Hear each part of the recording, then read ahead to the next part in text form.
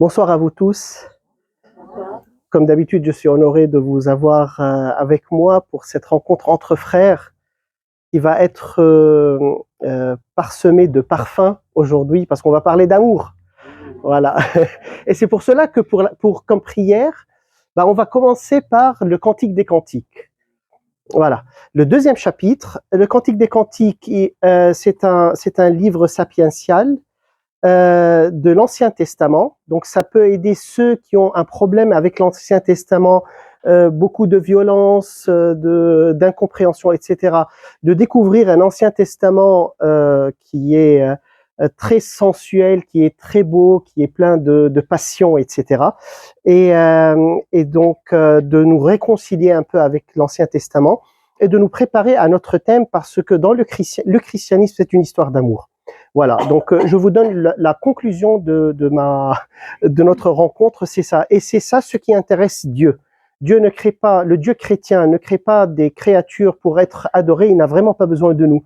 Il a assez de gloire en lui-même, il n'a pas besoin de Jérôme pour qu'il l'encense, ça c'est sûr. Ni de nous tous ensemble. Il est beaucoup plus intéressé par des personnes amoureuses de lui. Et lui amoureux d'elle. Et donc, c'est déjà dans l'Ancien Testament qu'on voit toute cette préparation à cette histoire d'amour incroyable et extraordinaire que Dieu veut vivre avec nous. Donc, on va commencer par ça.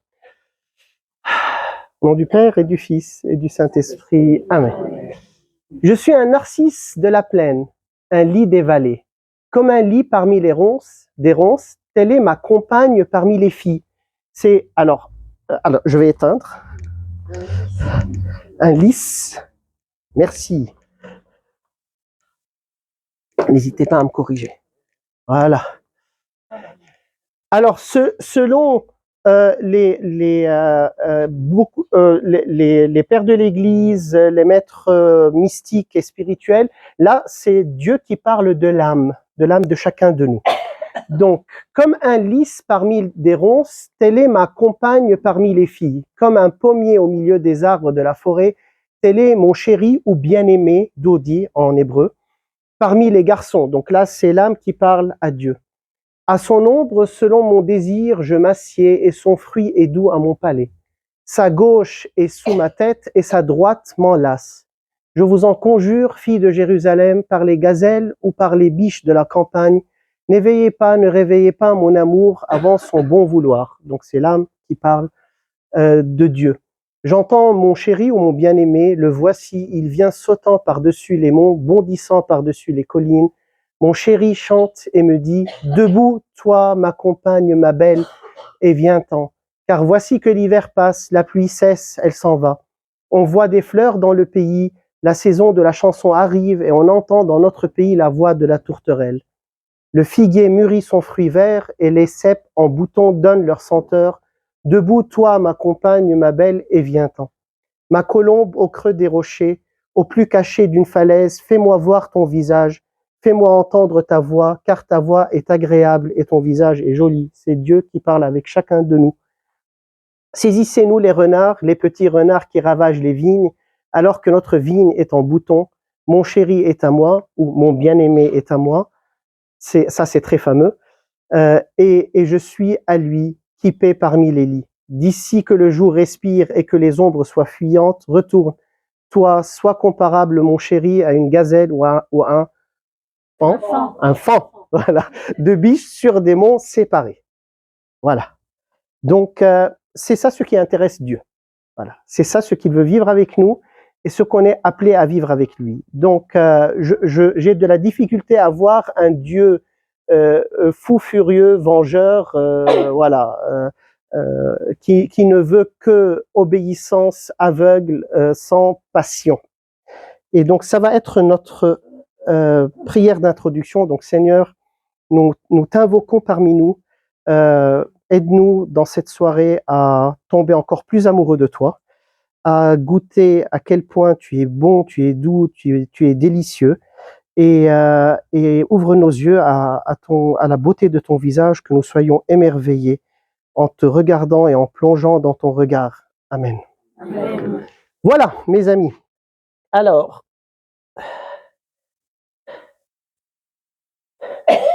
Comme d'habitude, pour que vous ne pensiez pas que je me suis fumé quelque chose et je viens vous raconter des choses que j'ai inventées pendant des moments d'extase, dans l'Ancien Testament, déjà, Dieu se présente comme un époux pour son peuple. Donc, cette image du Dieu qui se présente comme époux et qui voit son peuple et chacun de nous comme son épouse, déjà est préparée dans l'Ancien Testament. On a vu le Cantique des Cantiques, mais on peut aussi voir Isaïe, c'est très présent dans les prophètes. Il y a une place VIP ici. Voilà. Alors, Isaïe 54, 5, 6. Ton créateur est ton époux. Plus fort que ça. Voilà. Yahvé Sabaoth est son nom. Le Saint d'Israël est ton rédempteur. On l'appelle le Dieu de toute la terre. Oui, comme une femme délaissée, accablée, Yahvé t'a appelé. Comme la femme de sa jeunesse qui aurait été répudiée, dit ton Dieu. Un court instant, je t'avais délaissé, ému d'une immense pitié. Je vais t'unir à moi. Donc, on voit déjà la dimension d'épousailles, mais en même temps d'union nuptiale entre Dieu et son peuple. Voilà, déjà dans Isaïe. Après, Jérémie ajoute une très belle autre couche. Si un homme répudie sa femme et que celle-ci le quitte et appartient à un autre, a-t-il encore le droit de revenir à elle? N'est-elle pas totalement profanée, cette terre-là? Et toi qui t'es prostitué à de nombreux amants, tu prétends revenir à moi, oracle de Yahvé. Là, il parle à son peuple qui a trahi son alliance avec lui et il traite cette trahison de prostitution et d'adultère avec d'autres hommes. Donc le péché, il est vu comme une rupture d'une alliance conjugale entre Dieu et son peuple et d'une trahison avec d'autres divinités ou avec d'autres hommes, où le peuple s'est donné, voilà, à donner son cœur à d'autres hommes en oubliant son Dieu, son premier amour. Cet amour qui a été fondé sur le Sinaï quand il a fait l'alliance avec le sang des taureaux et les 10 commandements, on va y revenir. Bon. Dans le Nouveau Testament, Jésus est l'époux de l'Église et des âmes baptisées. Alors, je passe, il y a beaucoup de passages, mais seulement pour vous dire que ça vient de l'Écriture. Je n'invente rien. Jésus continue dans cette même lignée. Et c'est lui, en fait, c'est une des preuves de sa divinité, en fait, c'est qu'il se présente comme l'époux, alors que Yahvé, dans l'Ancien Testament, s'est présenté comme l'époux. Donc, parmi les preuves de la divinité du Christ, il y a tous les miracles, etc., etc., mais il y a aussi cette révélation de son identité comme époux, alors que dans l'Ancien Testament, il n'y a que Yahvé qui était l'époux. Et donc lui et Dieu, il est une seule chose. Donc ça renforce la preuve de la divinité du Christ. Dans Jean 3, 29, vous-même, vous m'êtes témoin que j'ai dit, je ne suis pas le Christ, mais je suis envoyé devant lui. Ça, c'est Jean-Baptiste qui parle. Qui a l'épouse et l'époux. Voilà, donc ça, c'est Jean qui révèle l'identité sponsale, ça se dit en français sponsale du Christ. Mais l'ami de l'époux, et l'ami de l'époux, en hébreu, c'est shoshbin, ça veut dire, comment vous appelez le gars qui se met à côté du marié dans l'église? Le témoin, c'est le témoin. Donc c'est pas seulement l'ami, celui avec lequel il boit la bière, c'est celui qui est à côté de lui pendant son mariage. Voilà. Mais l'ami de l'époux qui se tient là, et qui l'entend, est ravi de joie à la voix de l'époux. Voilà. Telle est ma joie et elle est complète. Donc là, Jean, sa joie est complète parce qu'il a vu devant lui se manifester l'époux d'Israël qui a été préparé cette manifestation depuis la création, en fait. Après, dans Luc 5, 33, 35, ils lui dirent, les disciples de Jean jeûnent souvent et font des prières, de même ceux des pharisiens, tandis que les tiens mangent et boivent. Là, ils étaient en train d'attaquer Jésus. Jésus leur dit, est-ce que vous pouvez faire jeûner les invités à la noce pendant que l'époux est avec eux? Mais des jours viendront où l'époux leur aura été enlevé, alors ils jeûneront en ces jours-là. Donc là, Jésus, il révèle lui-même son identité d'époux. Voilà. Donc, ici. Ça, c'est Jean 13. Avant la fête de la Pâque, Jésus, sachant que son heure était venue de passer de ce monde vers le Père, ayant aimé les siens qui étaient dans le monde, les aima jusqu'à la fin. Là, on voit se préparer les noces. Parce que les noces, alors ça sera un autre thème, une autre rencontre, mais les noces, c'est quoi? C'est où? C'est quand? C'est la croix, exactement, c'est la croix. Il les aima jusqu'à la fin. Donc ça, c'est le don total qui s'approche. Au cours d'un repas, il se leva de table, dépose ses vêtements et prenant un linge, il s'en ceignit. Puis il met de l'eau dans un bassin, il commença à laver les pieds des disciples et à les essuyer avec le linge dont il était saint. Il les aima, il commence à laver les pieds. Ok? Ça commence à sembler un peu bizarre, mais on va comprendre ça. Il vient donc à Simon-Pierre qui lui dit « Seigneur, toi, me laver les pieds ?» Jésus lui répondit « Ce que je fais, tu ne le sais pas à présent. Par la suite, tu comprendras. » Pierre lui dit « Non, tu ne me laveras pas les pieds, jamais. » Jésus lui répondit « Si je ne te lave pas, tu n'as pas de part avec moi. » Alors ça, c'est très intéressant. Pierre a vécu avec lui pendant 3 ans. Il l'a déclaré rocher de l'Église. Il est sa main droite. Il a beaucoup d'attentes sur lui, etc. Jésus est prêt à balancer tout par la fenêtre, seulement s'il n'accepte pas qu'il lui lave les pieds. N'est-ce pas bizarre? Alors, à votre avis, pourquoi ce rituel du lavage est si important pour Jésus? Que ça devienne une condition sine qua non? Non, c'est pas. Alors, tous les sermons vont dans ce sens. Humilité, service. Oui. Mais il y a quelque chose de plus fondamental qui pousse Jésus à être aussi sérieux sur le lavement. Vous voulez que j'allume? Non, on voit pas bien. Sinon, vous ne voyez pas bien. Ok, d'accord. Très bien. Donc, alors, pour faire court, est-ce que quelqu'un a une idée de ce qu'il peut y avoir autre que service, humilité, se donner aux autres, mettre les autres comme priorité, etc., etc. Le plus grand qui est le serviteur des plus petits, etc. Pardon? La purification. Mais il y a Pierre, parce que dans le reste du texte, Pierre lui dit, mais alors, pas seulement les pieds, mais tout. Il lui dit non, seulement les pieds. Parce que ceux qui ont été purifiés ont seulement besoin d'avoir les pieds lavés. Donc c'est un peu, il y a une confusion là.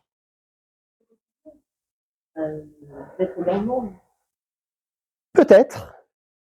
Oui. Ça n'a rien à voir avec le talent d'Ève Non, parce que en plus c'est un homme. Donc ouais. Ouais. Alors, on va faire court. Dans le rituel des noces hébraïques, la femme devait vivre et expérimenter un lavage rituel avant son mariage, avec des baumes, avec des huiles essentielles, avec toute une préparation. Et donc, la femme, et c'est tout un rituel qui existe encore en Orient. Et la femme ne peut pas aller crasseuse se marier. Voilà. Et non seulement, c'est même pas une simple douche ou un simple bain, c'est vraiment un bain rituel. Et là, ce que Jésus est en train de faire, il est en train de laver son épouse à travers le lavement de ses disciples. Et ce lavement, il fonde son identité à lui comme époux et l'identité des apôtres comme l'épouse de l'époux. Donc voilà. Et c'est pour cette dimension rituelle, parmi toutes les autres belles choses que vous avez dites, qui voulaient être mises en évidence, parce que Jésus insiste à ce que toute sa passion soit lue et comprise dans une perspective nuptiale. Voilà, parce que c'est ce que Dieu veut de nous. Il n'est pas intéressé, comme je vous ai dit, d'être adoré comme une idole ou respecté comme un dictateur. Il veut être notre amour. Voilà. On continue. Or, tandis qu'il mangeait, Jésus prit du pain, le bénit, le rompit et donna aux disciples en disant « Prenez, mangez, ceci est mon corps. » C'est ce qu'un homme et une femme font ensemble la nuit de leurs noces. En fait, ils disent, ils se mangent pas. Mais presque. Presque. Ils se donnent. Ils se perdent entièrement l'un à l'autre. Et là, si on prend seulement ceci est mon corps, on voit comment Dieu, dans l'Eucharistie, se donne à nous, le Christ se donne à nous comme un époux se donne à son épouse. Puis prenant une coupe, il rendit grâce et leur donna en disant, buvez-en tous, car ceci est mon sang, donc corps et sang. Le sang de l'alliance qui va être répandu pour une multitude en rémission des péchés. Après, dans Jean 14, il y a quelque chose de très intéressant qu'on a parfois du mal à comprendre si on ne le lit pas, avec les lunettes nuptiales. Que votre cœur ne se trouble pas. Vous croyez en Dieu, croyez aussi en moi. C'est Jésus qui parle avec ses disciples. Dans la maison de mon Père, il y a beaucoup de demeures. Sinon, vous aurais-je dit que j'allais vous préparer le lieu où vous serez? Lorsque je serai allé vous le préparer, donc là, il répète, il insiste de nouveau, je reviendrai et je vous prendrai avec moi, si bien que là où je suis, vous serez vous aussi. Quant au lieu où je vais, vous en savez le chemin. Pour beaucoup de temps, ce paragraphe m'a énormément intrigué. Et je me posais cette question, mais qu'est-ce qu'il est allé me préparer? La villa, avec, alors pour le Jérôme, vous mettez un jacuzzi dans le coin, voilà, un fat boy, un bon sofa à gauche, parce qu'il aime voilà, lire ses bouquins. Qu'est-ce qu'il est en train de nous préparer pour qu'il vienne nous prendre à lui? Alors à votre avis, c'est quoi cette préparation dont il s'agit? Doublement, je vais aller vous préparer le lieu, et lorsque je serai allé vous le préparer, je reviendrai et je vous prendrai. C'est qu'il prépare quoi?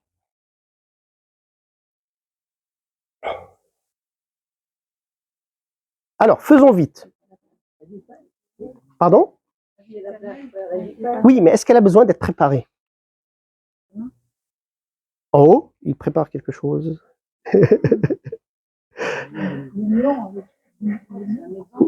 Oui, mais il nous la prépare en haut ou il la prépare maintenant avec nous? Il la travaille maintenant avec nous? Pardon? Oh, pardon? Il prépare l'église, le fait que les chrétiens qui sont l'église. Oui, mais il les prépare en haut ou il les prépare ici? Il est parmi nous ou il est en haut? Et comment il les prépare en haut? Ok. Sur la passion, il nous réconcilie avec le Père. Donc, par sa passion sur terre, il prépare notre entrée dans le royaume de son Père. Donc, il y a une répercussion auprès du Père de sa passion avec lui. Oui. Ça, c'est une très bonne explication théologique. Mais je vais vous présenter une explication très simple qu'un juif du temps de Jésus aurait, ou un sémite aurait pigé immédiatement. Alors, je ne sais pas en France, mais en Orient jusqu'à présent, c'est à l'homme qu'incombe le devoir de préparer la maison conjugale. C'est lui qui l'achète, c'est lui qui l'a construit, c'est lui qui l'a préparé, etc. Et une fois qu'il a la maison, il vient chercher son épouse. Et donc, en général, il attend d'avoir la maison pour se marier avec elle. Et donc quand ils entendent « je vais aller vous préparer », c'est exactement... Alors, tout ce que vous avez dit est aussi vrai. Les grâces qu'il nous envoie, etc., etc. Oui, l'Église, la réconciliation, etc. Mais il y a un sens aussi culturel, simple, mais d'une grande profondeur. C'est que là, il est en train de nous révéler deux choses. Que il est l'époux de nos âmes, et que au ciel, il est en train de nous préparer notre demeure conjugale qu'on vivra avec lui, c'est-à-dire qu'au ciel, nous vivrons une histoire, chacun de nous, une histoire d'amour avec Dieu qui est unique à la création, qui est spéciale et qui n'aura pas un doublon. Alors, je suis en train de brûler un tout petit peu les étapes, mais exprès, parce que la dernière conférence que je donnerai avant les vacances d'été, c'est sur le ciel, le purgatoire, la réincarnation, le karma, tout ce bazar, pour essayer de comprendre c'est quoi les fins dernières. Et en général, quand on parle de ciel, pour les chrétiens, on ne sait pas c'est exactement quoi. C'est un lieu où on mange du tiramisu toute la journée, voilà, avec version faites 24/24 sans jamais être fatigué. C'est quoi au juste? C'est caresser les animaux toute la journée et manger des fruits? C'est quoi exactement? Et là, il commence à nous donner un avant-goût. Il nous donne une idée qu'au ciel, nous aurons, chacun de nous, sa demeure en Dieu, notre maison nuptiale. Nous entrerons dans une relation unique, éternelle avec Dieu, et nous vivrons une histoire d'amour qui ne finira jamais, mais qu'on aurait commencé ici. C'est ça l'important. Donc ça, c'est la première révélation. C'est que ce que chacun de nous va vivre au ciel, c'est complètement unique. Alors, dans une image un peu plus rationnelle, C.S. Lewis disait que au ciel, nous aurons nos places en Dieu comme les places d'un puzzle. Voilà. Et donc, chacun a une place en Dieu qui est unique à lui. Alors, je préfère la version nuptiale que puzzle, mais toutes les deux vont dans le même sens. Mais là, l'histoire d'amour est beaucoup plus explicite. C'est qu'il m'attend pour me faire entrer dans cette maison qu'il m'aurait préparée, qu'il aurait aussi préparée en me préparant sur terre aussi à cette rencontre. Et la deuxième chose qu'il est en train de révéler ici, c'est ce que est la mort d'un chrétien. Qu'est-ce que c'est que la mort d'un chrétien à la lumière de ce qu'on vient de dire? C'est quand l'époux vient prendre l'épouse pour la faire pénétrer dans sa demeure. C'est-à-dire, ce sont des noces, en fait, c'est la fête. C'est ça la mort d'un chrétien. C'est comme ça qu'on comprend cette chaleur et cette extase avec laquelle beaucoup de saints sont morts quand leur heure est arrivée, comme par exemple Thérèse d'Avila, qui disait finalement je vais te rencontrer. C'est comme si elle attendait toute sa vie ce moment. Voilà. Et donc c'est une histoire d'amour que de mourir aussi en tant que chrétien. Et c'est comme ça qu'on comprend quand saint Paul dit si on vit pour le Christ. Si on meurt pour le Christ. Qu'on vit ou qu'on meurt, on est au Christ. On appartient au Christ. Et donc voilà. Donc notre mort, c'est la fête, vraiment. Alors sur terre, il y a pas mal de larmes. Mais on peut aussi pleurer avec cette espérance, avec la joie et la consolation que cette personne, voilà, elle est dans un bonheur qui est incomparable, quoi. Voilà. Donc, j'arrête avec les citations seulement pour fonder mon discours sur quelque chose de solide. La relation conjugale à laquelle Dieu m'appelle est une demeure délimitée par des murs et construite sur 4 piliers qui sont les fondements de l'amour. C'est ça notre thème. Donc, ce qu'on a défini jusqu'à présent, c'est que Dieu m'appelle à une relation de type conjugal. Comment est construite cette relation? Quels sont ses fondements, ses limites, etc. Et là, j'ai triché un peu. Pourquoi? Parce que les images que je vais utiliser, je les ai apprises, découvertes, en étudiant avec Jeanne, ma femme, le conseil conjugal aux États-Unis. Parce que les mêmes principes qui protègent et fondent et fortifient un amour humain entre un homme et une femme sont exactement les mêmes qui fondent, qui fortifient, qui protègent l'amour avec Dieu. C'est cool. Okay? Donc là, d'une pierre deux coups. Et donc je vais faire le va-et-vient entre la psychologie dans cette dimension et la théologie. Que sont les murs? Les murs de la fidélité, les garants de l'alliance, c'est-à-dire les 10 paroles. Alors ça, c'est de la théologie spirituelle. Donc j'ai pris l'image des murs pour passer à ce que sont vraiment les murs dans notre relation avec Dieu. Ce sont les 10 paroles, qu'on appelle aussi les 10 commandements. Mais en hébreu, c'est 10 paroles, verbatim. Voilà. Donc ce sont les 10 paroles. Alors les 10 paroles sont les garants de cette alliance que nous avons avec Dieu. Ça protège, ça délimite, ça crée des barrières, ça interdit aux voleurs et aux saboteurs et aux terroristes d'entrer. C'est comme avoir des murs pour sa maison, quoi, tout simplement. Et c'est important d'avoir ces limites et ces murs pour protéger notre amour. Donc, les 10 paroles, Dieu les a données à son peuple. Quand il les a appelées, quand il a appelé Moïse au Sinaï, et il lui a dit, si vous suivez mes commandements, mes paroles, je serai votre Dieu, vous serez mon peuple.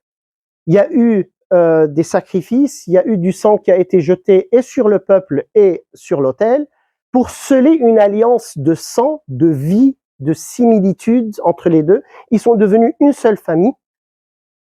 Et on va pas passer beaucoup de temps ici, mais on va les aborder d'une manière un peu exotique.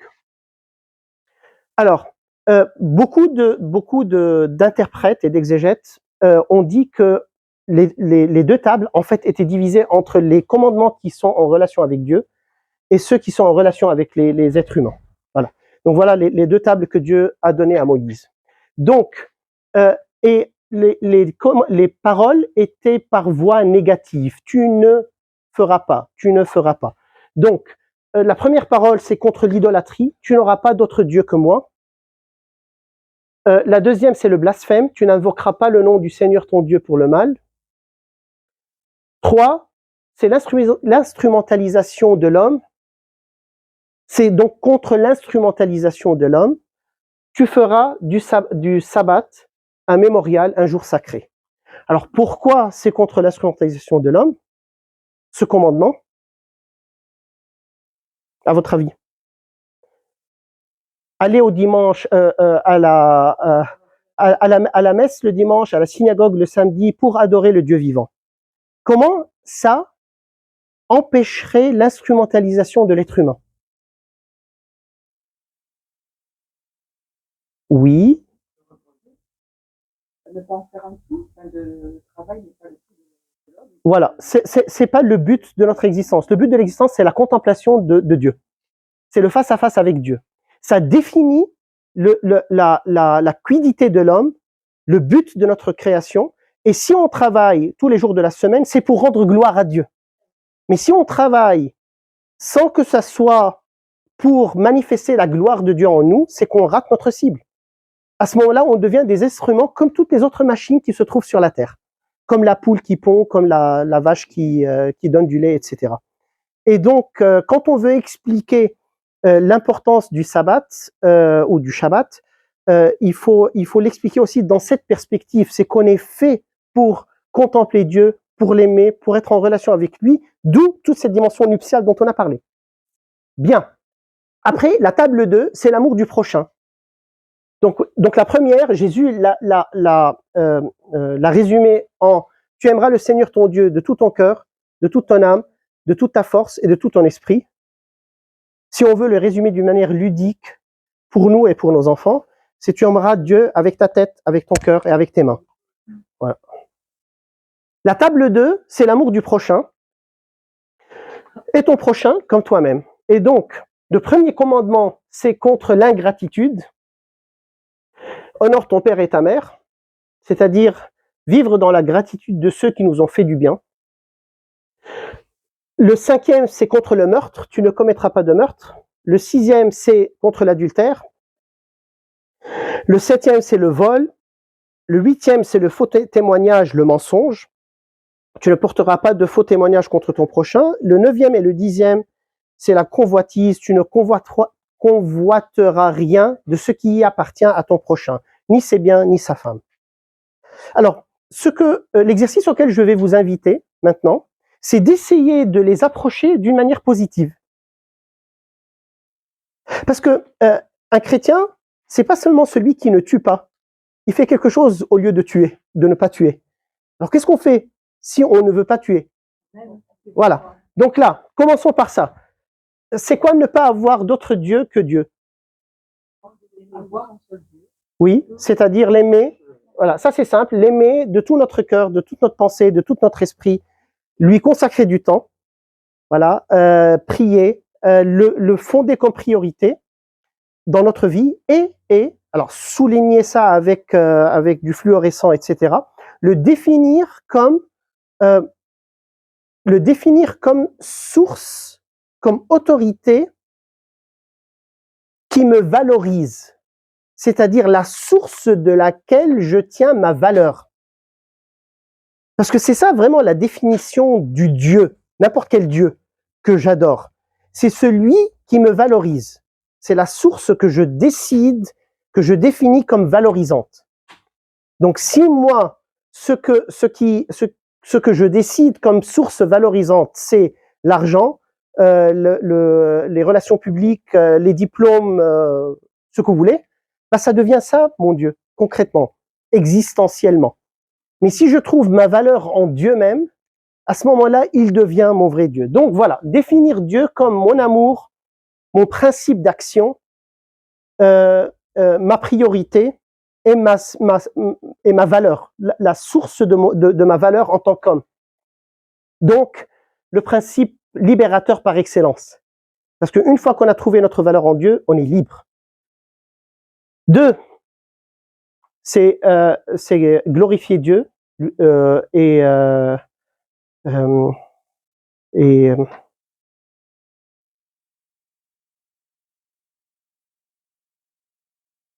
le mot m'échappe.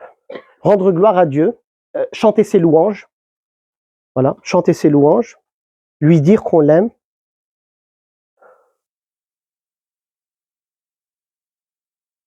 Tu feras du Shabbat un mémorial, un jour sacré. Bah, c'est aller en amoureux rencontrer notre bien-aimé, au lieu de nous traîner parce qu'on est seulement dans l'obéissance. Par voie positive, c'est quoi honorer son père et sa mère? C'est les aimer, les respecter, avoir miséricorde d'eux et leur pardonner. Et les remercier pour tout ce qu'ils ont fait. C'est quoi ne pas tuer? C'est quoi l'opposé si on veut pas tuer? Qu'est-ce qu'on peut faire? On fait vivre. On fait vivre par nos paroles, par l'encouragement, par la tendresse, par l'affection, par les bons conseils, par la présence, par l'écoute. Voilà. Et par l'attention qu'on donne. Quelle est la voie positive de ce commandement? Être fidèle. Être fidèle, très bien. Quoi d'autre? Valoriser les personnes qu'on rencontre, y compris notre épouse, mais aussi les autres personnes, notre époux et notre épouse. C'est-à-dire les aider à toucher, à comprendre et à goûter la dignité de leur corps. Même les filles qu'on ne connaît pas et qu'on peut regarder sur les écrans. Vous m'avez compris? Voilà. Ouais, je n'ai couché avec personne. Oui, oui, oui. Mais après, lui, dans Saint Matthieu, Jésus, dans Saint Matthieu, il a dit, celui qui regarde une femme avec convoitise, c'est comme s'il a couché avec elle. C'est-à-dire, il l'a instrumentalisé, mais une femme aussi peut instrumentaliser l'être humain. Et notre monde a besoin de ce baume, de cette baume.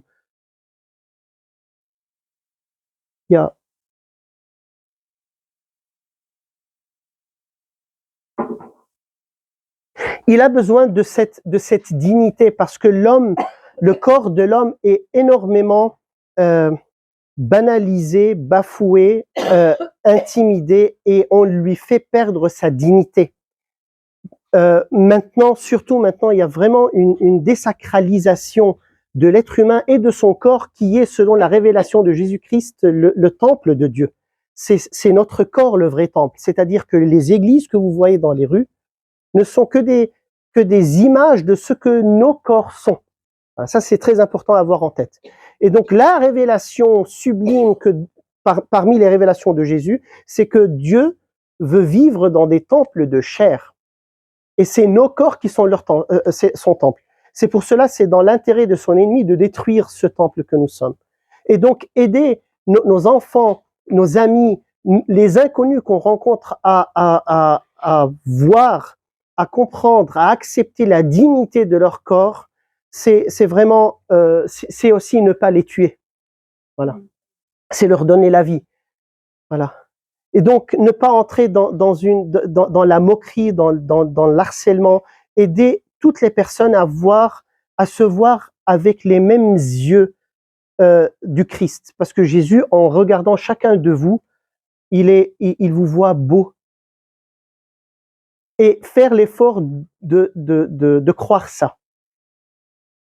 Mon discours aussi s'adresse principalement aux filles et aux femmes qui ont beaucoup de problèmes à accepter leur beauté naturelle parce qu'elles sont bombardées tout le temps par des comparaisons et des modèles définis par la société.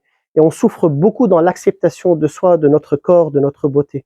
Et là, vraiment, écouter Dieu nous regarder et dire de nous à quel point il nous trouve beaux. Voilà. Et donc, ne pas ni s'instrumentaliser, ni instrumentaliser l'autre. Comment ne pas voler? Ou qu'est-ce qu'on peut faire au lieu de voler? Donner. Voilà, c'est la générosité. Voilà, vraiment. Donner sans attendre rien de retour. Voilà, avec cette bonté divine, quoi. Voilà, tout est fait pour le service de l'homme.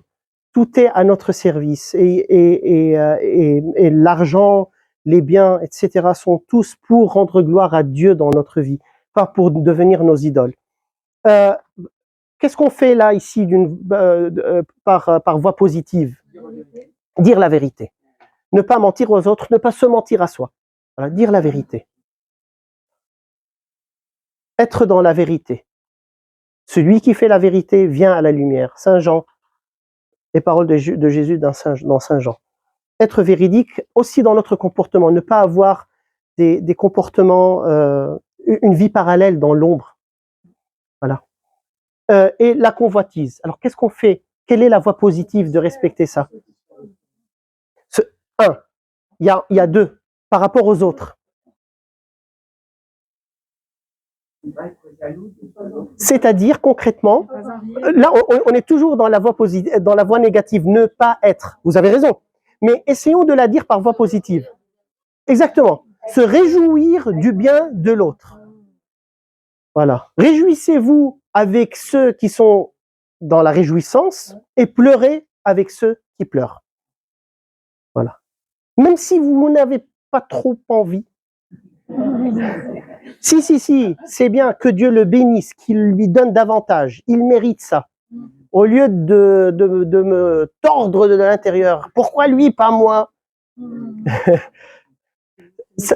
Oui. Et même s'il ne le mérite pas. Voilà. Parce que peut-être à travers ce bien immérité, le Seigneur va lui montrer sa face et le toucher. Voilà. Et parce que j'ai pas à perdre mon temps à décider qui mérite et qui mérite pas. Voilà. Je n'ai pas beaucoup d'éléments pour pouvoir faire ce jugement. Donc c'est une très bonne question. Donc voilà, se réjouir pour les autres. Tout simplement. Et ça, c'était mon Goliath à moi. Ouais. Parce que quand on vit dans une situation d'injustice chronique, on a du mal à ne pas demander vengeance et justice, quoi. C'est voilà. Et là, donc, il est important de ne pas se faire avaler par ce mal. Alors, si c'est mieux, pour ceux qui s'assoupissent, c'est pas mieux. On reste comme ça? D'accord, très bien. Bien. Donc, se réjouir et bénir les gens. Donc, une petite astuce que je vous donne, c'est que à chaque fois que vous voyez, ça m'a aidé énormément, à chaque fois que vous voyez quelqu'un dans la réjouissance et que ça vous frotte à l'intérieur, voilà, bénissez-le. Dites Seigneur, je te demande de bénir cette personne. Voilà, parce que nos bénédictions sont puissantes, comme nos malédictions. La parole est créatrice. Voilà. Et donc, bénissez vos enfants, bénissez vos ennemis. C'est pas moi qui a créé ça, qui a inventé ça, c'est Jésus. Et donc, bénir, ça nous libère, ça nous purifie et ça fait du bien à la personne qui est devant nous. Et ça tue cet esprit de pourquoi lui, pas moi. Voilà. Donc, bénir. Et quand vous voyez la personne que vous n'aimez pas beaucoup brisée, là, on prépare la champagne et voilà la fête, etc. Là, retenez-vous et faites une petite prière pour que le Seigneur soutienne cette personne. Au lieu de faire la teuf, la fête, parce qu'il a été brisé. Même s'il le mérite, etc., on s'en fiche. Seigneur, assiste-le dans cette difficulté et guide-le vers ta lumière, ou là, vers ta lumière. Et c'est comme ça qu'on devient les fils du Très-Haut. Voilà, c'est notre filiation qui est en jeu. Et rien moins que ça. Voilà. Alors, une autre chose. Avant l'autre chose, encore une autre chose. Ça, c'est aussi pour nous protéger. Et ça, peut-être c'est une digression, mais elle est importante.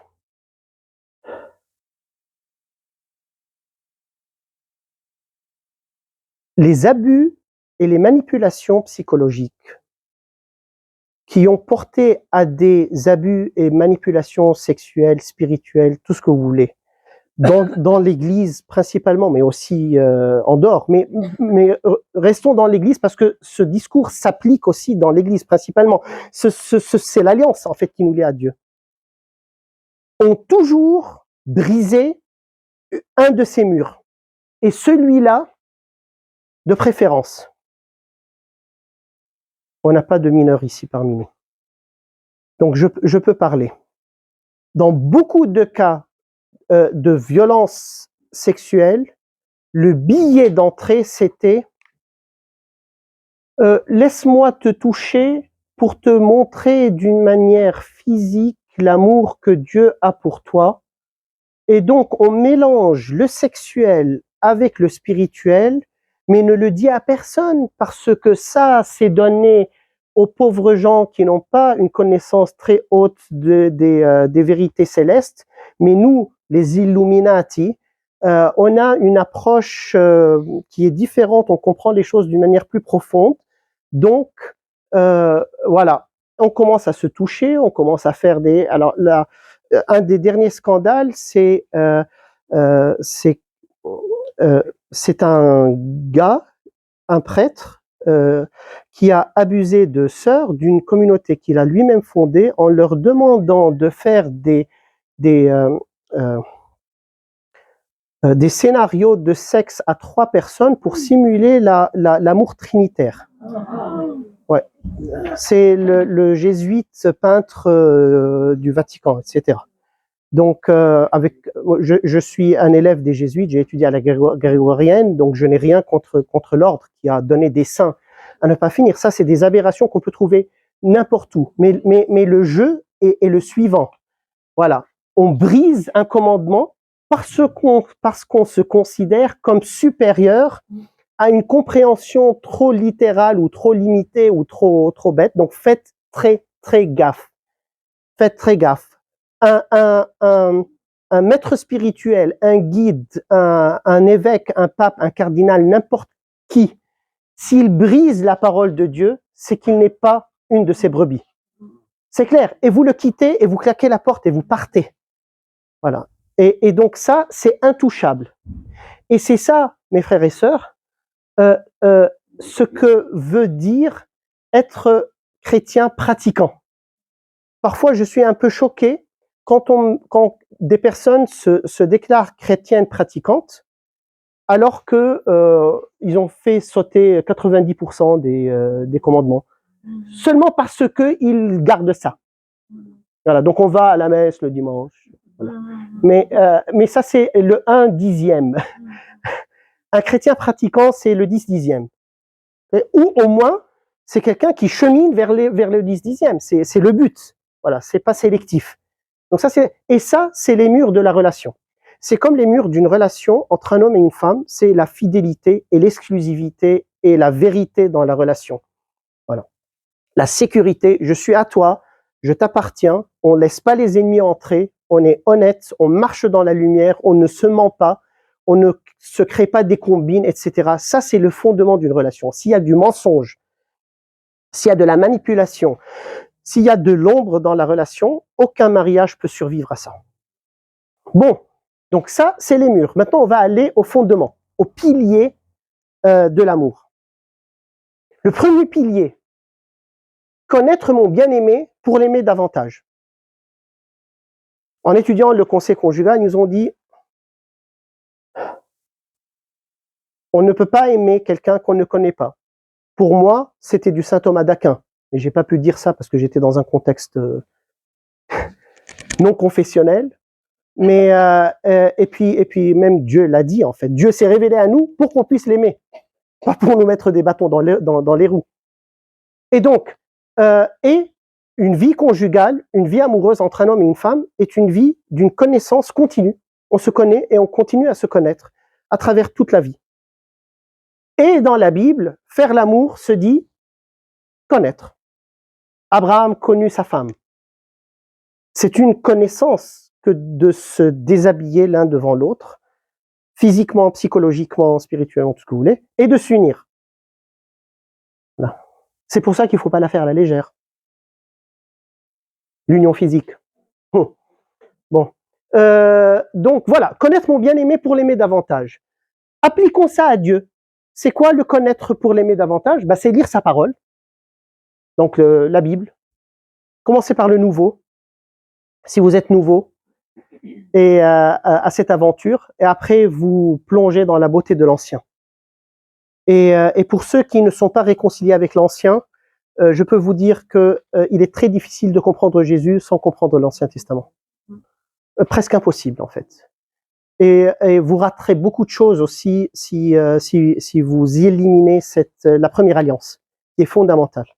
Vous voyez, toute cette dimension nuptiale, on la comprend pas si on connaît pas l'histoire de l'alliance de Dieu avec son peuple, etc.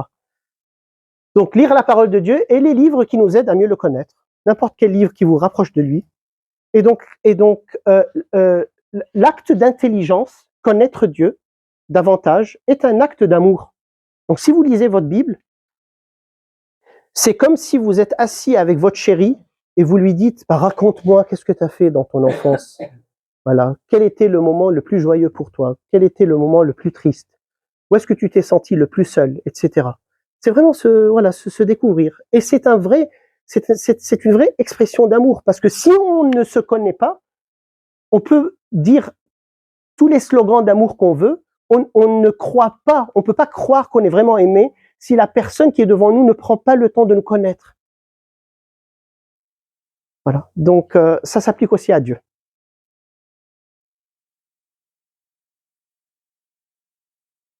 Je rappelle l'histoire de Saint Jérôme, la vision de Saint Jérôme. Vous êtes familier avec ce gars? Pas moi, le père de l'Église. Alors, Saint Jérôme, un jour, il a eu une vision. Il était déjà ermite, mais il passait tout son temps à lire Cicéron. Cicéron.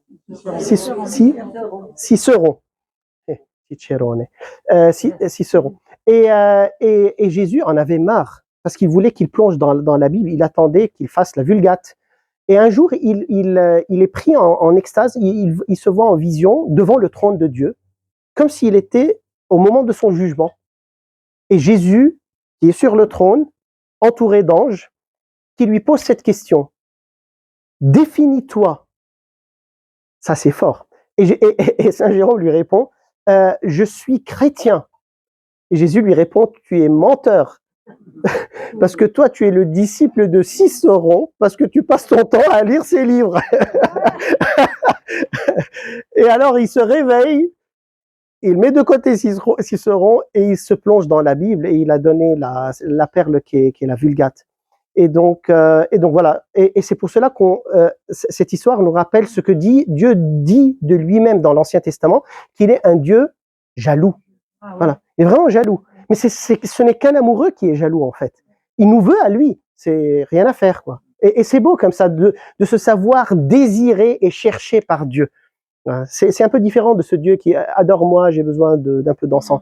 Voilà. Non, je suis passionné de toi, je te veux, et je veux courir derrière toi toute ta vie. Voilà, quitte à t'avoir. Pour moi. Et rien que pour moi. Et donc, lire les livres qui nous aident à mieux le connaître. Après, vous pouvez lire tous les romans possibles et imaginables, tous les livres de science, tant mieux pour vous. Mais ça, il faut pas l'oublier. C'est le cœur de l'être chrétien et c'est un pilier de notre amour avec Dieu. Pilier 2, communication étant de qualité. Ça aussi, ils nous ont dit, écoutez, pour les couples que vous allez rencontrer, que vous allez coacher, ils doivent passer du temps de qualité ensemble et ils doivent communiquer. Donc, le couple qui arrête de communiquer commence à chavirer chacun dans une direction. Ils ne se connaissent plus s'ils cessent de communiquer. Communiquer de leurs défis, de leurs tristesses, de leurs joies, de leurs rêves, de tout, quoi. Il faut qu'il y ait une communication entre l'homme et la femme et du temps de qualité. Où on rit, où on joue ensemble, où on passe un bon temps ensemble, etc. Et ça doit être une priorité dans la vie de couple. C'est exactement la même chose avec Dieu. Très intéressant. Alors, c'est quoi communiquer avec Dieu? C'est la prière, tout simplement. Et c'est ça, donc, prier. Prier sans cesse, etc. C'est-à-dire rester en communication avec moi tout le temps. Alors, on peut faire toute une rencontre sur la prière, tellement le thème est riche. Mais les formes principales de la prière, c'est la prière vocale, la méditation et la contemplation. J'ai voulu résumer très brièvement chacune d'elles. Donc, la prière vocale, c'est parler avec lui, causer avec lui. Tout simplement, alors ça peut être un chapelet. Ma femme en vend de très jolis. Mais ça peut être aussi à la fin de la journée ou au début de la journée, vous mettre devant une icône que vous aimez, ou fermer les yeux et le visualiser devant vous et lui dire et lui parler quoi. Aujourd'hui, écoute, j'ai une journée un peu difficile, donc je te la mets entre tes mains. Il y a Georges que je vais rencontrer. Aide-moi à ce que je ne le tue pas, etc. Et donc, voilà. Non, mais vraiment parler avec lui comme on parle à un ami. Donc la prière vocale. Après, il y a la méditation qui est penser à lui. Penser à lui, et ce qui nous aide à penser à lui, c'est de lire sa parole et d'essayer de voir ce qu'il veut dire dans ça et comment, qu'est-ce qu'il est en train de me dire dans ça, etc. Et c'est donc, c'est vraiment penser à lui. C'est quand Jésus habite notre pensée et qu'on le mâche à longueur de journée ou pendant des moments précis qu'on décide de penser à lui. Voilà. Et il y a la contemplation, c'est le regarder. Les amoureux parmi vous se rappellent des jours où il vous suffisait seulement de plonger votre regard dans vos yeux dans les yeux de votre bien-aimé. Pas grand-chose à dire, on est cool, on est content. Voilà. Et on profite pleinement de la présence de l'autre personne dans notre vie. Elle me regarde, je la regarde, et on est bien comme ça. Donc voilà, un petit paragraphe qui résume tout ça. Alors que la prière vocale utilise des mots extérieurs pour parler à Dieu, et que la méditation utilise des pensées intérieures pour penser à Dieu, la contemplation, dans sa forme la plus élémentaire, parce qu'elle est difficile un peu la contemplation à comprendre, est un regard d'amour entre l'âme et Dieu. Dans la prière contemplative, une personne prend le temps d'être seule avec Dieu, par simple désir d'être en sa présence, d'écouter sa voix et de chercher son visage. On peut la faire devant le Saint-Sacrement, on peut la faire en fermant les yeux, en le visualisant. C'est un exercice que j'aime faire, c'est la méditation ignatienne qui m'a appris ça. Donc, aller dans mon jardin secret, ou dans ma cabane secrète, ou au bord de la mer, ou un endroit où vous aimez être, le visualiser à côté de vous, et le regarder, lui tenir la main, mettre votre tête sur sa poitrine, n'importe quoi. Mais c'est pas seulement de l'imagination, c'est vraiment se rendre présent à lui. Et il se rend présent à nous. C'est une rencontre de l'âme avec le Seigneur. Et là, dans le silence, il peut vous dire de très belles choses que vous pouvez entendre ou même pas entendre, mais votre cœur l'entend. Et ces moments de quiétude et de shekinah avec Dieu sont précieuses, sont très très importants. Donc je vous invite à les faire, à les déguster. Voilà. Pardon ? Oui, exactement. C'est plus simple à partir de la parole. Et parfois même de vivre des scénarios, quoi. De le voir, par exemple, ressusciter la fille de Jaïr et de se trouver avec lui dans la chambre quoi, de la fille, et puis d'être là, rentrer dans la scène, la vivre avec lui, etc. Donc, la communication, c'est la prière dans la dimension spirituelle, et le temps de qualité, bah, c'est les sacrements. Voilà. C'est des moments de contact avec lui. Et après, la prière vocale, elle se décline en plusieurs types. Il y a la prière de louange, la prière de lamentation, la prière d'action de grâce, etc. Mais là, je ne vais pas entrer dans tout ce labyrinthe parce que ça va être ça va prendre beaucoup de temps. Mais on en parlera un jour. Donc, et les sacrements. Alors, les principaux sacrements qu'on peut vivre une fois qu'on est baptisé et qu'on vit d'une manière régulière, c'est la réconciliation, donc la confession, que j'aime appeler le sacrement de la consolation. C'est Dieu qui nous console du mal qu'on s'est fait, qu'on a fait aux autres, et qui guérit nos blessures et qui nous libère de l'esclavage du péché sous lequel on est entré. C'est grandiose. Voilà. Donc faites-vous plaisir en choisissant un bon confesseur quand même. Après, il y a l'Eucharistie, c'est l'union avec lui. Alors pourquoi j'insiste sur choisir un bon confesseur? Parce qu'il y a beaucoup de personnes qui ont été profondément blessées à cause d'une expérience malheureuse avec un confesseur qui faisait pas bien son métier et qui ont, comme réaction que je comprends parfaitement, se sont privés de ce sacrement pendant de très longues années. C'est dommage. Et je comprends parfaitement la blessure. J'en ai vécu plein de ce genre. Donc choisissez-le bien. L'Eucharistie, donc cette union avec lui, l'union avec son corps et son sang, et le sacrement des malades quand vous en avez besoin. Pas pour un rhume, mais pas pendant votre agonie non plus. Parce qu'il y a des gens qui pensent, j'ai un peu de mal de tête, je veux le sacrement, ou bien il faut attendre qu'il soit à la dernière seconde avant que son âme quitte son corps, alors on demande le prêtre. Non, quand on a une maladie qui est accablante, qui est lourde, qui est fatigante, physique ou psychique, demander la consolation du Seigneur et son aide est précieuse et ça aide beaucoup. Voilà. Donc ça, c'est des moments aussi de qualité qu'on vit avec lui, comme aussi la prière amoureuse avec lui, la louange, etc. Tout ça, c'est des moments de qualité qui sont importants. Si on les perd avec notre femme ou notre homme, notre mariage s'étiole, c'est ça. Et si on les perd avec Dieu, notre relation avec lui s'étiole. Ah oui, après il y a autre chose. Alors pardon pour le design un peu raté, voilà.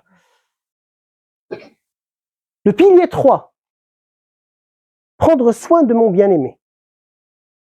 Donc, 2, c'est communiquer, passer du temps de qualité. 3, prendre soin de mon bien-aimé. Dans le conseil conjugal, on l'a appris, c'était clair. Dans une relation, si on cesse de prendre soin l'un de l'autre, la relation meurt. C'est la logique de Jésus, aimez-vous les uns les autres. Voilà. Avec Dieu, il faut aussi s'occuper de lui. Mais s'occuper de lui, il nous a donné les clés, c'est à travers ses enfants, ses frères et sœurs. À chaque fois que vous faites ceci à l'un de mes frères, de mes sœurs, c'est à moi que vous le faites. Alors, en général, ça c'est l'enseignement de l'Église qui est pris de la Sainte Écriture, on est très focalisé en général sur les œuvres de miséricorde corporelle. C'est concret, c'est pratique, c'est de la nourriture aux affamés, des habits à ceux qui n'ont pas d'habits, un toit au-dessus de la tête de ceux qui n'ont pas. Et on oublie les œuvres de miséricorde spirituelle. Donc il est bien de découvrir les trésors de l'enseignement de l'Église qui sont tous puisés de la Bible en fait. Tout ça c'est Matthieu 25 de 35 à 36. Et ça, vous avez toutes les citations ici. Donc, commençons par alors, comment on prend soin de Jésus? En donnant à manger aux affamés, en donnant à boire à ceux qui ont soif, vêtir ceux qui sont nus, accueillir les étrangers, assister les malades, visiter les prisonniers, ensevelir les morts. Donc, si quelqu'un me dit, moi j'aime ma femme, mais je ne prends pas soin d'elle, je ne l'écoute pas, je la soutiens pas, moi je ne le crois pas.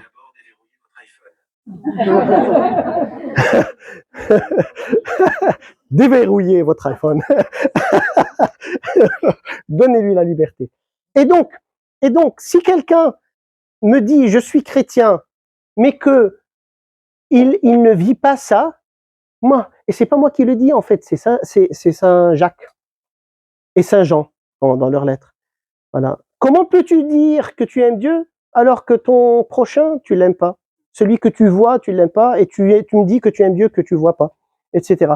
Donc, l'incarnation de notre amour au niveau pratico-pratique est une condition sine qua non de la réussite de notre histoire d'amour avec Dieu. Comme c'est la condition sine qua non de notre réussite d'amour relationnel, quoi. Si j'aime vraiment ma femme, je dois laver les 2 assiettes qui sont restées de notre dîner, alors qu'elle n'arrive pas à se lever parce qu'elle a vraiment mal au dos. C'est comme ça qu'à la fin, toute la théologie et tous les discours finissent en lavant 2 assiettes. C'est incroyable. Non. Non, je rigole. En fait, il suffit qu'elle me le demande. Voilà. Et pardon?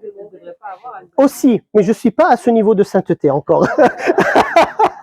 C'est même pas de la sainteté, c'est que je suis tellement absorbé par les choses que je fais, je suis un vrai homme, c'est-à-dire une concentration de laser, que le monde peut finir autour de moi, je me rends même pas compte. Donc il faut qu'elle me le dise, écoute chérie, voilà, une petite tâche s'il te plaît pour moi, parce que je peux plus. Voilà. Bien. Et donc, mais il y a les œuvres de miséricorde spirituelle, mes amis. Conseiller ceux qui sont dans le doute. Ah, ça c'est bien. Enseigner les ignorants, avertir les pécheurs, c'est-à-dire dire aux pécheurs, fais gaffe là, tu t'abîmes et tu abîmes les autres. C'est important ça, parce qu'on est dans un monde où il faut surtout pas froisser les sensibilités des uns et des autres. Non, je t'accepte comme tu es, reste crétin comme tu es, j'aime les crétins, etc. Non, écoute, si tu l'aimes vraiment, bah, tu le laisses pas s'abîmer. Tu vois ton fils en train de se droguer, tu lui dis, bonhomme, c'est pas bien pour toi. Tu n'es pas dans l'acceptation de l'addiction à toutes les drogues dures parce que tu es un homme à l'esprit ouvert. Bon.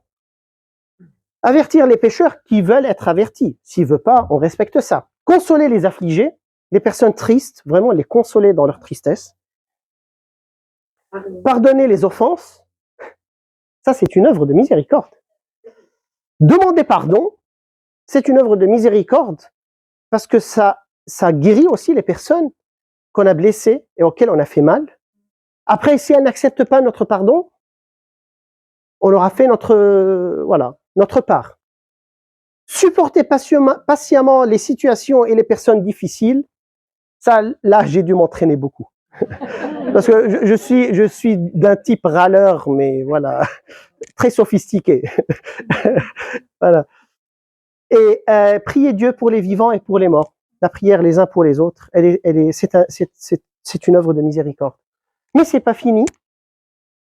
Suite, œuvre de miséricorde spirituelle, parler avec douceur et montrer de l'affection, au lieu d'être cassant, dur, froid, voire agressif. Écoutez attentivement, ça, c'est de l'or pur. C'est une pierre très très rare, difficile à trouver. On n'entend pas, on n'écoute pas. Ouais. Donc, arrêtez le temps quand quelqu'un vient nous parler et lui dire je t'écoute. C'est toi qui compte maintenant. C'est un acte de miséricorde profond. Voilà. Et ça fait du bien. C'est quelque chose que j'aime aussi quand je me confesse, parce que c'est un des très rares moments où on me laisse finir ce que j'ai à dire. Donc, encourager aussi, surtout ceux qui ont le cœur lourd et brisé, exprimer la gratitude à haute voix, dire à quelqu'un, tu as fait une différence dans ma vie, merci. Voilà. Exprimer de l'admiration, ça tue la jalousie et l'envie. Essayez-le. De mettre en lumière les perles que Dieu a mis dans les personnes qui sont devant nous. Voilà. Au lieu de être jaloux ou de ne rien dire. L'honnêteté et la sécurité dans notre relation avec les autres, la miséricorde, etc. Bien. Donc tout ça, si on le vit les uns avec les autres, on est en train de vivre avec le Christ. Donc c'est prendre soin de notre bien-aimé. Et le quatrième pilier, celui-là, il est très important et est très peu mis en lumière. C'était une belle découverte pour moi. Devenir beau aux yeux de mon bien-aimé. Ses yeux, c'est-à-dire aux yeux de mon bien-aimé. Les mariages réussis, les relations réussies, c'est les relations où on est toujours vigilant à être beau dans les yeux de notre partenaire. On ne se laisse pas aller, on ne se néglige pas. Je veux qu'elle continue à me voir beau. Voilà. À être attirant. Et c'est la même logique dans notre relation avec Dieu. Voilà. Être beau. Là, je suis en train de faire une guerre contre ça. Parce que l'int, c'est ma consolation ultime. Avec pépites de fraises, pépites de de tout ce que vous voulez. Et là, elle vient avec ses gros yeux doux. Et elle me dit, écoute, s'il te plaît. Voilà. Déjà, j'ai peur pour toi, mais après, c'est... Voilà. Voilà. T'es beaucoup plus attirant et beau sans... Voilà, sans une réserve de lint amassée à travers voilà, de longues heures. Et donc, voilà, c'est faire un effort pour être beau à ses yeux et elle de son côté. Et c'est ça ce qui garde l'attraction dans le couple et l'admiration, parce qu'elle est importante, l'admiration. Elle est fondamentale pour que la flamme reste présente. Mais c'est la même chose avec Dieu. Il faut toute notre vie qu'on fasse l'effort de toujours être beau à ses yeux. Alors comment devenir beau à ses yeux? Acquérir les vertus. Qu'est-ce que c'est que les vertus? Les bonnes habitudes. Une vertu, c'est une bonne habitude. Se libérer des vices, qui sont les mauvaises habitudes. Donc on les a tous, et c'est une question de volonté mue par un amour profond. Sinon, c'est très difficile. C'est très difficile de briser une habitude enracinée, héritée, nourrie pendant des années, et adopter une nouvelle habitude, un nouveau comportement, sans être vraiment amoureux, parce que l'amour donne des ailes. Et donc faire ça par pure peur de Dieu, peur du feu de l'enfer ou de n'importe quelle autre chose, c'est pas une bonne formule, mais faire ça par amour pour Dieu, ça donne beaucoup plus de force et de motivation. Je vous ai fait une petite liste, comme ça c'est plus clair. Donc les vices, l'orgueil, vous voyez, mais c'est aussi libérateur de se libérer de l'orgueil. Et donc on quitte ça. Ça c'est quelque chose qu'il faut quitter toute sa vie. En fait, il y a un proverbe qu'on utilise en Orient qui dit que l'orgueil meurt une demi-heure après la mort de la personne. Voilà. Donc tu es mort, ça fait une demi-heure que tu es mort, et là, ton orgueil commence à mourir. Une fois qu'on est sûr que tu es bien mort et tu commences à pourrir, là, l'orgueil commence. Voilà. Tellement c'est enraciné en nous. Et donc, la vertu, c'est l'humilité. Donc, reconnaître, c'est quoi l'humilité en peu de paroles? C'est reconnaître sa petitesse, rire de soi, ne pas se prendre trop au sérieux, demander pardon, changer, reconnaître que l'on dépend de Dieu et des autres, et demander de l'aide. Voilà, des trucs pratico-pratiques. L'avarice, c'est perdre sa liberté pour posséder les biens matériels et de l'argent, parce qu'on devient esclave de ces choses. Toute notre vie est focalisée sur ça, un sou en plus, un sou en moins, etc. Alors qu'on est fait pour le ciel, et que tout ça, on va le quitter. Et quelle est la vertu opposée? C'est la charité, donc la générosité et la confiance en la providence. Parce que la charité, l'avarice est profondément mue par la peur du futur. Voilà, on veut être ancré, on veut être protégé, etc. Et là, lui qui nous dit, il faut pas être fou et dépenser tout d'une manière irresponsable, mais en même temps, il nous a dit de ne pas avoir peur du lendemain, d'avoir confiance en lui, parce qu'il s'occupe très bien des fleurs et des oiseaux, et qu'on vaut beaucoup plus pour lui que les fleurs et que les oiseaux. Voilà. Donc la charité, la générosité, la confiance en la providence. Jalousie, envie, on en a parlé. La vertu opposée, c'est la bienveillance. Se réjouir avec ceux qui se réjouissent et pleurer avec ceux qui pleurent. Refuser la comparaison et bénir les autres. Voilà. La colère, pas la sainte colère. La sainte colère, c'est quand il est entré dans le temple, il en avait plein de leur comportement et il les a chassés. Voilà. C'était par amour pour Dieu qu'il a fait tout ça. Là, notre colère, c'est quand les choses ne sont pas comme je veux moi. Voilà, c'est ma perfection, ma manière de faire, ma vision des choses qui n'est pas respectée. Il y a beaucoup de moi dans la colère qui n'est pas saine, dans cette colère. Et là, l'opposé, c'est la douceur, la patience. Donc, accepter de ne pas être perfectionniste, c'est important ça. Faire la paix avec son passé, pardonner à soi et aux autres, tout ça enlève la colère. Et d'autres aussi, on ne va pas s'étaler. La luxure, qui est l'objectification de mon corps et de celui des autres. Utiliser mon corps et le corps des autres, comme un objet de plaisir. Pour le plaisir. Donc l'être humain n'est plus une fin en soi, c'est un instrument. La chasteté, alors peut-être c'est un mot un peu bizarre pour la nouvelle génération, mais il est très beau, ce mot. Qu'est-ce que c'est qu'être chaste? On peut être marié et chaste. C'est mon corps est l'expression de tout mon être et il est don. Et donc quand je donne mon corps, je donne mon être en entier.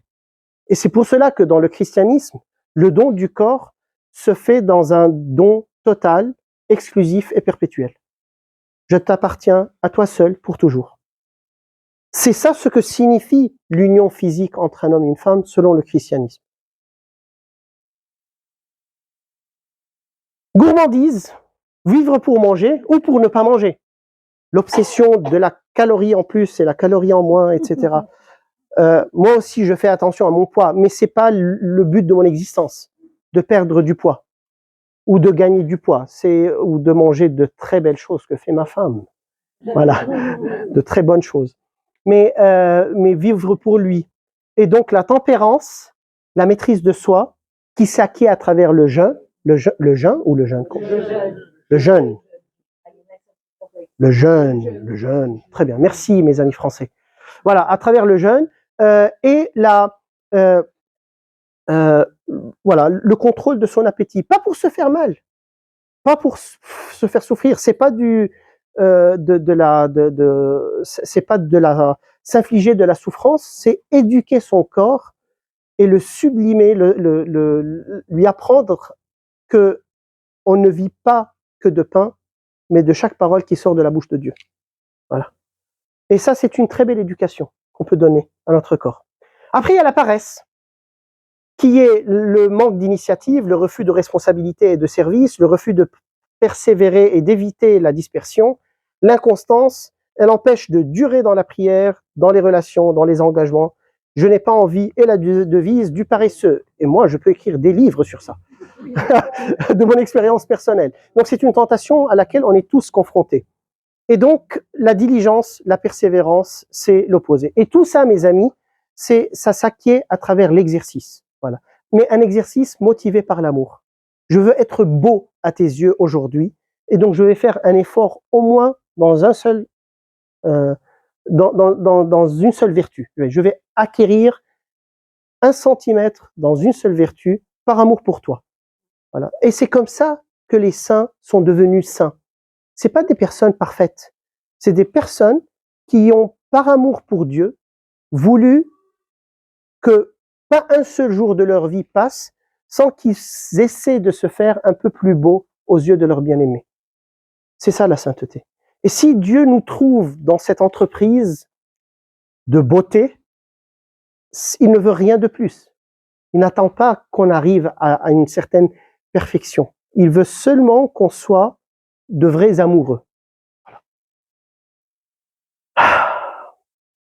Alors, pour ceux qui étaient ici la fois dernière et qui ont découvert avec moi l'armure de Dieu, quels sont, à votre avis, dans quelle dimension des points que nous avons vus ensemble, c'est-à-dire les murs de la fidélité, donc les 10 paroles, ça c'est les piliers de l'amour. La connaissance du bien-aimé, la communication et le temps de qualité, prendre soin de mon bien-aimé et devenir beau à lui. Dans quelle dimension sont forgées chacune des armes de l'armure? C'est pas un examen, c'est seulement voilà, pour lier un peu les choses ensemble, pour faire un... Pardon? Alors, les murs de la fidélité sont les 10 paroles. Ça forge quoi ici?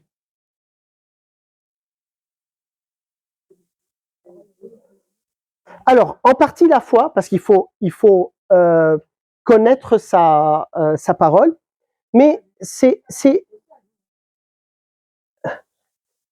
alors, oui, en partie. Alors, chacune des armes est forgée dans plusieurs endroits. Mais connectons-les ensemble. Donc, vous avez commencé très bien le travail. Donc, connaître ces 10 paroles, c'est d'un côté le bouclier de la foi, aussi la cuirasse de la justice, et le salut, c'est-à-dire c'est ce qui nous protège, qui protège notre regard, qui nous donne une vision dans ce qu'il faut faire et ce qu'il faut pas faire. La connaissance de Dieu, la connaissance de sa parole, elle forge le glaive, exactement. C'est la connaissance de la parole de Dieu qui construit l'épée. Voilà. Et quoi d'autre? La vérité, qui est la ceinture. Donc c'est la connaissance de sa parole qui est vérité, qu'on va utiliser pour trancher le mensonge et dévoiler les erreurs, mais qu'on va en même temps se ceindre avec pour lire tout notre héritage culturel, familial, personnel, conscient ou inconscient, pour vraiment être libéré de toutes les chaînes qu'on traîne avec nous. Parce que c'était ça la ceinture de la vérité, si vous vous rappelez. Voilà. Après, communication étant de qualité, donc la prière, et un temps, un cœur à cœur avec lui. À votre avis, ça fortifie, ça aide à forger quelle arme dans... Alors déjà, il y a la prière en tant que telle, qui a été définie par l'apôtre Paul comme un des instruments de la guerre. Donc il y a la prière en elle-même. Mais en même temps, ce temps intime avec Dieu, la prière, elle nous aide à forger quelque chose d'important ici. La foi, parce qu'elle la rend personnelle. Ce n'est plus une appartenance à une philosophie, à une règle de vie, aussi belle qu'elle soit. Je le connais, j'ai passé du temps avec lui, j'ai vécu des moments avec lui. C'est ça être chrétien. C'est dire, le Christ, c'est mon ami, c'est mon frère, c'est mon maître, c'est mon amour. Et j'ai passé des nuits ensemble, j'ai été crucifié avec lui, j'ai ressuscité avec lui. C'est quelqu'un que je connais. C'est pas une philosophie, un mode de vie qui me donne un bien-être que je suis en train de suivre. Et ça, c'est fondamental. C'est ça, une foi vivante. C'est pour ça qu'on l'appelle vivante. Voilà. Parce qu'elle est relationnelle, profondément relationnelle. Voilà. Et après, aussi, la connaissance et la prière, elle m'aide aussi à avoir le casque du salut bien structuré et bien fondé. Parce que comme je vous ai dit, le casque du salut, c'est aussi c'est celui qui protège nos yeux, nos oreilles, et qui nous donne dès ici-bas une vision vers ce qui compte vraiment, et qui nous permet de contempler le visage de Dieu et les vérités qui comptent dans la vie. Voilà, c'est avoir les yeux élevés vers le ciel et avoir des priorités célestes dans notre vie. Ne pas être bouffé par la logique mondaine. Et donc ça aussi, le casque est profondément forgé par ça et par ça. Et je vous ai donné l'exemple je vous ai parlé de cette famille libanaise qui ont eu leurs 3 enfants tués. Ouais. Alors, pour ceux qui n'étaient pas ici, pour vous donner un exemple de ce que peut être un casque. Quand on a été, moi et Jeanne, invités à Rome par le dicaster de la famille pour intervenir pendant la semaine de la famille, on a rencontré une famille libanaise qu'on connaissait. Donc, ils vivaient en Australie. Ils avaient 5 enfants. Et 3 de leurs enfants sont partis prendre une glace. Et un chauffeur ivre leur est rentré dedans. Et 3 sont morts sur le champ. Voilà. Et en fait, tous les 5 sont allés manger la glace. Il y a 3 qui sont morts avec une cousine. Et donc on a connu leur histoire et on a suivi tout le cheminement qu'ils ont fait. On les a rencontrés à Rome parce qu'ils ont été aussi invités pour venir donner leur témoignage. Et en parlant avec eux, avec le père, avec le papa, alors en plus de son témoignage, il a partagé quelques témoignages de vie avec moi. Et le casque de salut qu'il a sur sa tête, c'était le suivant. Mes enfants sont les siens avant qu'ils soient les miens. Et s'il a demandé qu'ils le contemplent maintenant, je dois obéir à ça. Voilà. C'est lui leur père. Alors, ceci ne l'empêche pas de passer des nuits entières sans pouvoir dormir, de pleurer, etc., parce qu'il lui manque. Mais ça l'a protégé de ne pas perdre la tête, perdre espoir, se tuer après eux, ou vivre toute sa vie dans l'amertume et la rancœur contre Dieu parce qu'il l'a privé de ses enfants. Donc vous voyez, c'est une logique divine qu'il a dans sa tête. Je suis moi, théologien, tout ce que vous voulez, incapable d'un 10e de cet acte de foi que cet homme a fait devant moi. Ça aussi, c'est une expérience d'humilité qu'on a, nous, ceux qui connaissent quelque chose sur Dieu, de savoir que la vraie théologie, la vraie connaissance de Dieu, c'est ça. C'est ça. C'est faire face à la réalité de la vie dans une logique divine et dans une profonde humilité et acceptation de la volonté de Dieu dans sa vie. Voilà. Le gars, il est même plus fort qu'Abraham. Parce qu'Abraham, à la fin, son fils était resté vivant, quoi. Et lui, il a accepté ce sacrifice que Dieu lui a demandé. C'est sublime, c'est divin, en fait. Ça transcende la capacité humaine. Et donc, c'est ça, avoir le casque. C'est avoir une logique divine qui guide nos pas. Bon, prendre soin de mon bien-aimé, ça correspond à quoi dans ça? C'est-à-dire tous les actes de charité et de soins que je donne à Jésus dans ses frères et ses sœurs. C'est la cuirasse de justice et les sandales. Et les sandales, le zèle à propager l'évangile de la paix. Voilà. Donc c'est ça, vivre en tant que chrétien.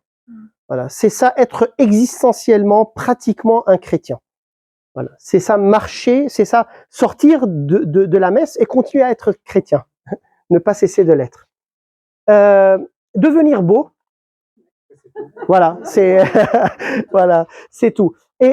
Alors en général, la pièce de l'armure qui était la plus chic dans l'armure du chevalier, c'est, à votre avis, voilà, exactement, c'est la cuirasse. C'est là où il y avait le plus d'art et de sophistication, etc. Et donc les vertus, les bonnes habitudes, c'est ça la cuirasse.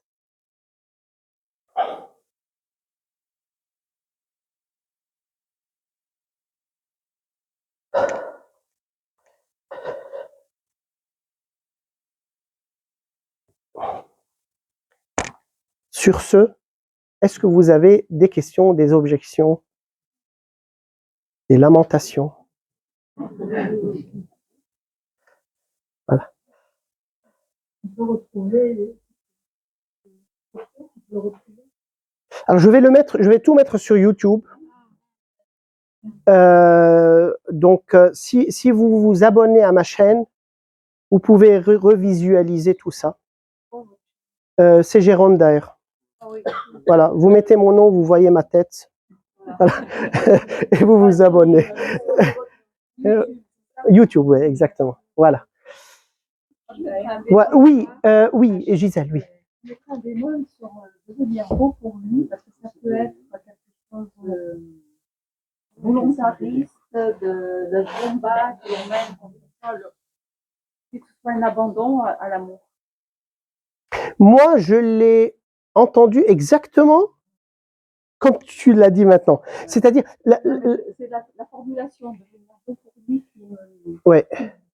Moi, en fait, c'est pour lui, en fait, ce qui nous sauve du pélagianisme. C'est-à-dire, c'est pour lui ce qui me sauve du fait de vouloir devenir beau pour moi.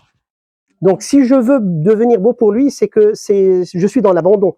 Je fais pas ça pour être meilleur que mon copain ou plus cool que Georges. Je fais ça parce qu'il aime me voir comme ça. Voilà, parce qu'il m'aime, c'est tout. Voilà. Donc voilà, là, c'est important ce que vous avez éclairé.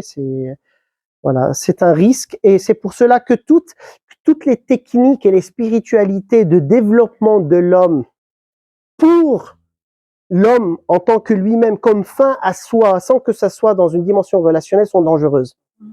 Parce que son but, c'est de devenir des surhommes. Pour après quoi? Être dans l'égolâtrie. Et c'est ça le problème. Alors que toute la logique divine, c'est de nous faire entrer dans une logique d'amour, parce que lui-même est amour. Et même en Dieu, il y a pas de moi égoïste. Il y a le Père qui se donne entièrement au Fils, le Fils qui se donne entièrement au Père dans le Saint-Esprit. Donc il y a que don, que sacrifice dans la joie, dans la béatitude, dans la beauté.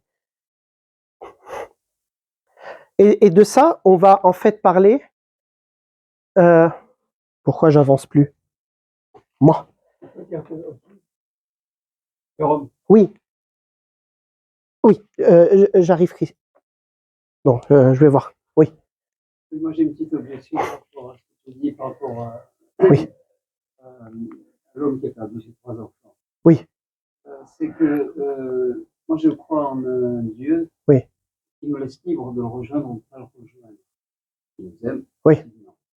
Et que je ne crois pas que ce soit un Dieu qui nous manipule, c'est-à-dire qu'il va nous donner des épreuves pour nous mettre à l'épreuve, etc. Voilà. Laissez-moi finir. Merci. Il a pas dit. Non, laissez-moi finir. J'ai perdu un enfant. Je ne peux pas croire que Dieu nous manipule, nous fait, tiens, ben, toi tu auras un accident. C'est peut-être une autre religion qui dit ça, moi non. Pas ça. Et c'est Dieu qui me laisse libre de le rejoindre, de le rejoindre. C'est pas un Dieu donc il me manipule dans les événements qui arrivent dans ma vie et il nous laisse le rejoindre dans la vie telle qu'elle se passe. Voilà. Oui. Oui. Je ne crois pas que Dieu nous manipule et nous. Comment ça? Oui.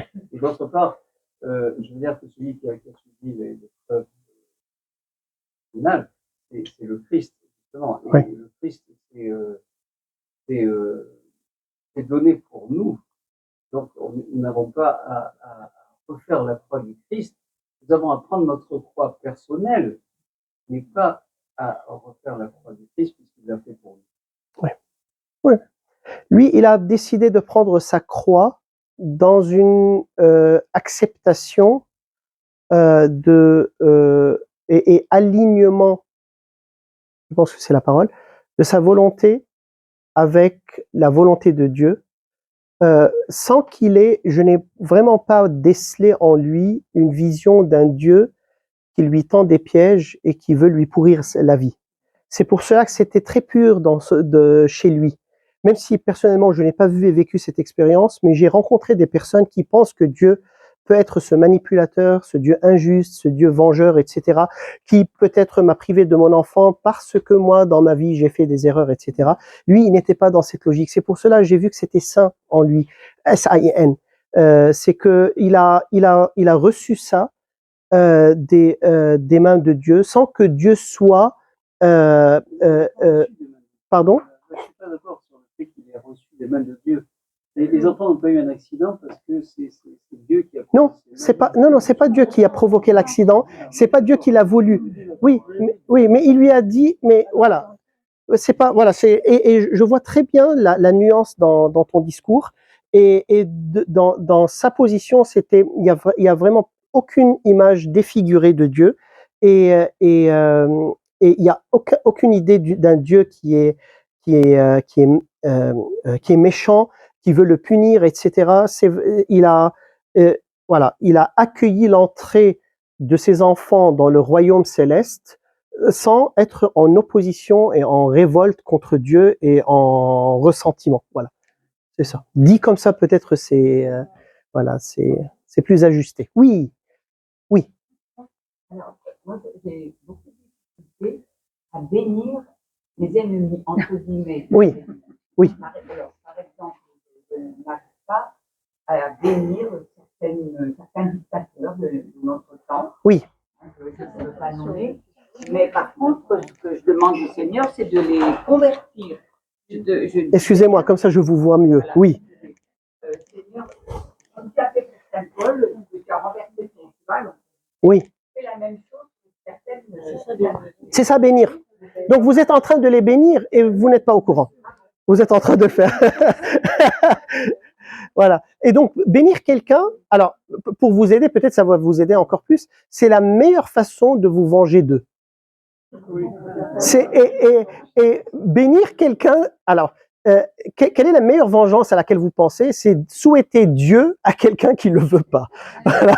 Et donc, bénir quelqu'un, c'est lui dire, je te souhaite Dieu, je te souhaite que tu sois, englobé par sa lumière, purifié par son feu, que tu sois devant la vérité qu'il est et que tu vois à quel point tu es pourri et que tu te laisses sauver et racheter par lui. Voilà. Et comme ça, vous vous protégez du mal pour que vous ne soyez pas contaminé vous-même et vous participez activement au salut de cette personne. Parce que c'est ça la volonté de Dieu pour cette personne. Ça ne veut pas dire que Dieu va laisser passer les choses sans conséquence. Dieu on ne peut pas se moquer de lui. Et il prend très au sérieux notre liberté. Et c'est pour cela que tout ce que nous faisons a des répercussions sur nous, sur les autres et à l'éternité. Ça sera le thème des prochaines rencontres. Ça. karma, réincarnation, purgatoire, ciel, enfer, qu'est-ce qui se passe après la mort? Donc on va parler de justice divine. Donc on ne peut pas se moquer de Dieu, et parce qu'il nous aime, et parce qu'il prend au sérieux le don de liberté qu'il nous a donné, mais ce qu'il veut au-dessus de tout, c'est notre salut. Même s'il doit passer par une purification, une souffrance, une prise de conscience, etc. Et donc,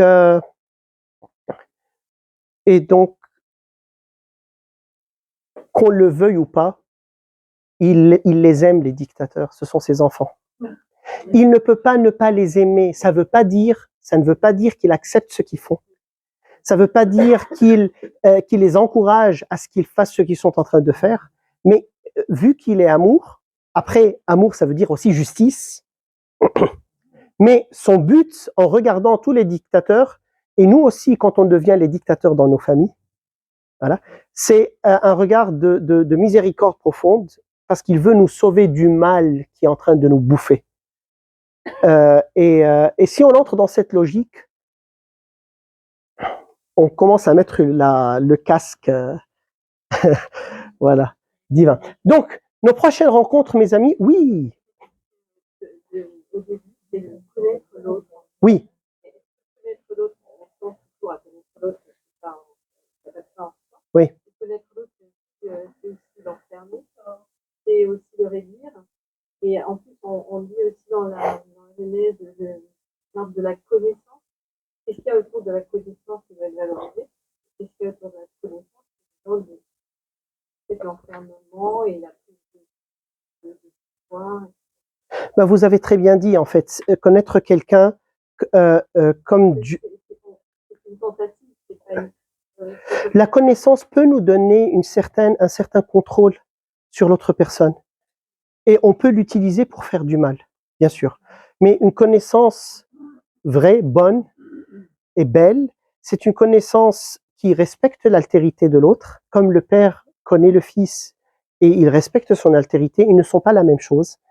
Et nous, donc, on connaît l'autre pour le respecter, pour l'accepter et pour l'aimer davantage dans sa différence, dans sa particularité.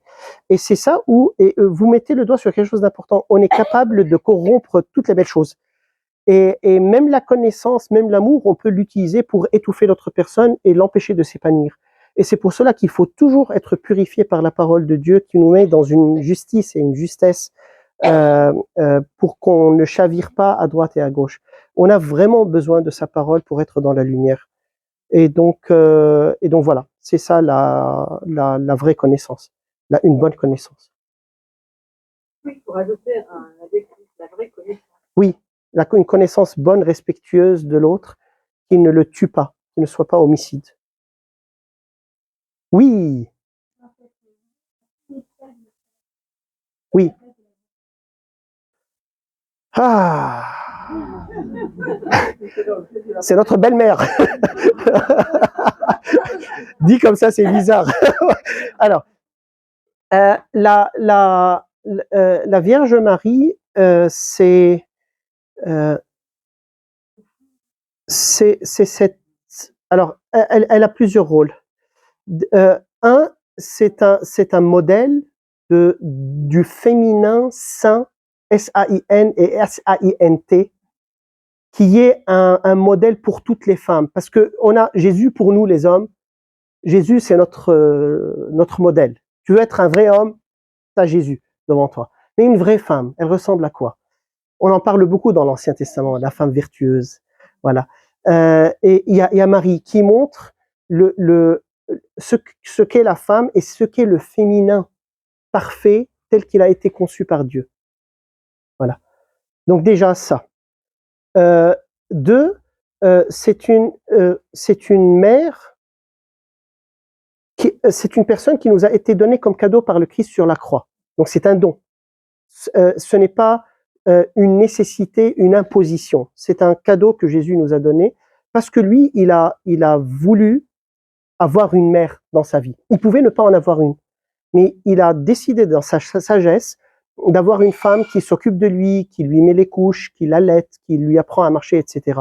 Et donc cette présence de tendresse divine, mais qui est en même temps force et sagesse, elle a été importante pour l'enfant de Dieu, pour le Fils de Dieu, elle est aussi importante pour nous. Donc, une relation saine avec Marie, parce que même la relation avec Marie elle peut être complètement corrompue. Il y a des personnes qui, pour eux, Marie, c'est presque Dieu et ils ne voient que Marie, alors que c'est une créature et elle n'est là que pour nous accompagner dans le chemin vers son Fils, par une présence maternelle, une tendresse, comme j'ai dit, qui est force en même temps. C'est une femme qui édifie ses enfants et qui nous aide à